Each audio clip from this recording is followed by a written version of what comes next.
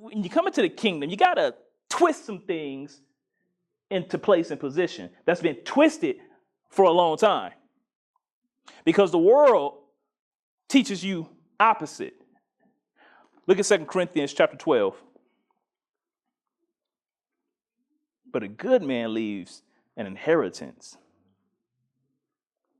He leaves a what? An inheritance. I'm supposed to have something to leave my family.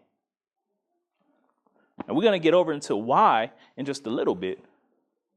Because, it's important that you know the reason, the why behind. But 2 Corinthians chapter 12,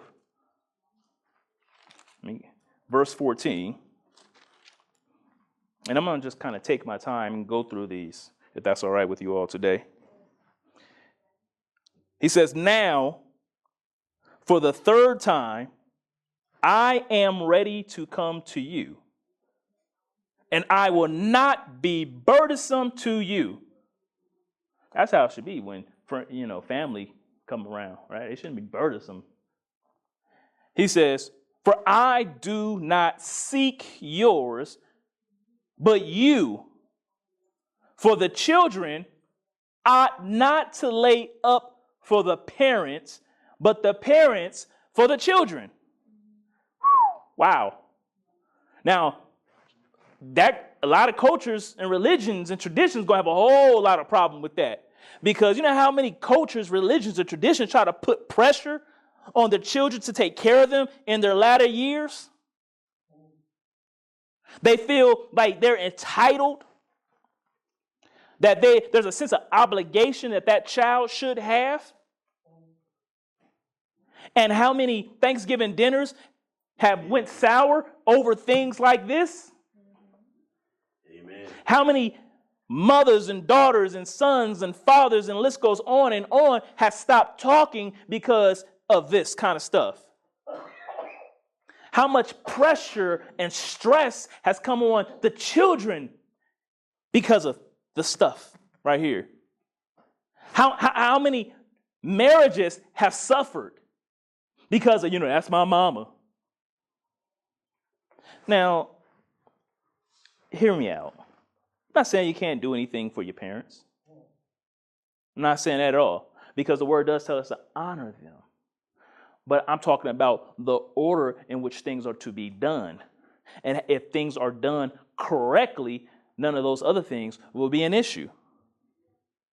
Sure, if you can help someone, help them. But don't get into any bondage because you can't put up for them. And they shouldn't try to pressure you to do the same, nor should you be trying to pressure anyone to do the same, because number one, God is you and their source. That's it. Amen. My children are not my source. God is my source. I am not my children's source. God is their source. Now, for a period of time, God will use me as an instrument of his compassion here throughout the earth to be a blessing to them. But watch this. My children don't owe me anything. I have them. Amen. I have them. I ought to take care of them. Right? But God says that the father, the children, ought not to lay up for the parents, but the parents for the children. So again, we see that what? We're supposed to leave something for our kids. We're supposed to take care of our kids. And I'll say it like this so you can better understand.